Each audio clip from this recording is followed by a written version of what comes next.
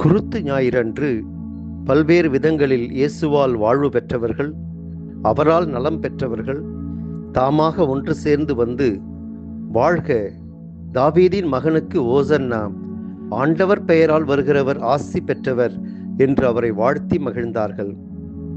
ஆரவாரத்தோடு எருசலேமுக்குள் வரவேற்றார்கள். 4 நாட்களுக்கு பிறகு எல்லாம் தலைகீழாக மாறுகிறது.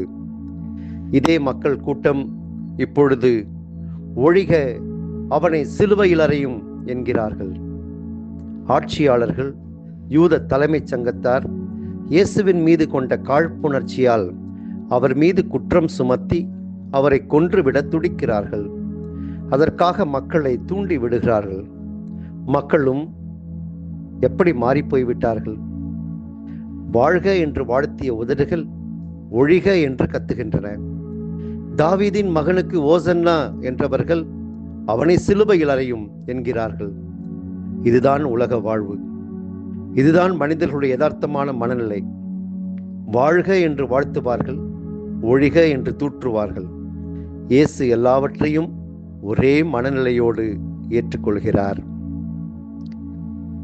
எப்போதும் எல்லோருக்கும் நன்மையை செய்த இயேசு தாம் சாவுக்கு கையளிக்கப்பட்ட, காட்டிக் கொடுக்கப்பட்ட அந்த இரவிலும் நன்மையே செய்கின்றார். யூதாசை தோழா என்று அழைக்கின்றார். மால்குஸ் என்பவருடைய காது வெட்டப்பட்ட போது இயேசு அதை மீண்டும் பொருத்துகிறார். அவனுக்கு நலம் அளிக்கின்றார். பகைவர்களாக இருந்த ஏரோதும் பிலாத்தும் அன்றிரவு நண்பர்களாகின்றார்கள். இயேசுவின் துன்ப துயர நேரங்களிலும் கூட நன்மைகள் அரங்கேறுகின்றன. இயேசு சிலுவையில் தொங்கிக் கொண்டிருக்கும் போது 3 அற்புதமான நிகழ்வுகள் நிகழ்கின்றன.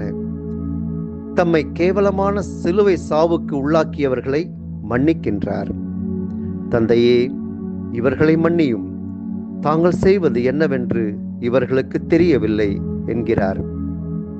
தன்னோடு சிலுவையில் அறையப்பட்டிருந்த 2 கள்வர்களுள் ஒருவன், ஆண்டவரே, நீர் ஆட்சி உரிமை பெற்று வரும்போது என்னை நினைவிற்கொள்ளும் என்று கேட்டபோது, நீர் இன்று என்னோடு பேரின்ப வீட்டில் இருப்பீர் என்று முதலாக விண்ணகத்தை அவனுக்கு பரிசாக கொடுக்கிறார். தம் தாய் மரியாவை இதோ உன் தாய் என்று யோவானிடத்தில் ஒப்படைத்ததன் வழியாக இந்த மனித குலத்திற்கு தாயாக அவரை அளிக்கின்றார். மிக உன்னதமான 3 பரிசுகளை இயேசு சிலுவையில் வழங்குகின்றார். மன்னிப்பு, பேரின்ப வீடு, அன்னை மரியா. இயேசுவின் இறப்பை நினைவுகூர்ந்து அவருடைய பாடுகளை தியானிக்கும் நாம் எப்படிப்பட்டவர்களாக வாழ்ந்து கொண்டிருக்கின்றோம் என்று சிந்திப்போம். யூதாசை போல பணத்துக்காக இயேசுவை காட்டிக் கொடுக்கின்ற மனிதர்களாக நாம் இருக்கின்றோமா? பேதுருவை போல பயந்து இயேசுவை மறுதலிக்கின்றோமா?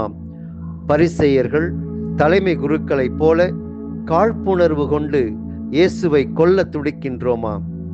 யூத மக்களைப் போல வாழ்க என்று வாழ்த்திவிட்டு உடனடியாகவே ஒழிக என்று கூக்குரலிடுகின்றோமா? படை வீரர்களைப் போல இயேசுவை ஏளனம் செய்கின்றோமா? முள்முடி சூட்டுகின்றோமா? கற்றூணில் கட்டி அடிக்கின்றோமா?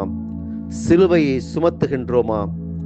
பிலாத்துவை போல பதவியை தக்க வைத்துக் கொள்வதற்காக இயேசுவுக்கு மரண தண்டனை விதிக்கின்றோமா? ஒருவேளை நீங்கள் சீரேன் ஊரை சார்ந்த சீமோனாக இருந்தால் இயேசுவின் சிலுவையை சுமக்க உதவி செய்யுங்கள்.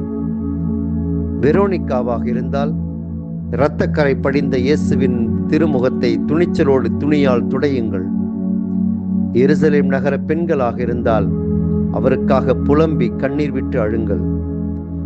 யோவானாக இருந்தால் உள்ளார்ந்த அன்போடு இயேசுவின் சிலுவையின் அடியில் நில்லுங்கள். அரிமத்தியா ஒரு யோசேப்பாக இருந்தால் பிலாத்திடம் போய் இயேசுவின் உடலை கேட்டு பெறுங்கள். உங்களுக்கென்று இருக்கின்ற கல்லறையையும் இயேசுவுக்காக கொடுங்கள்.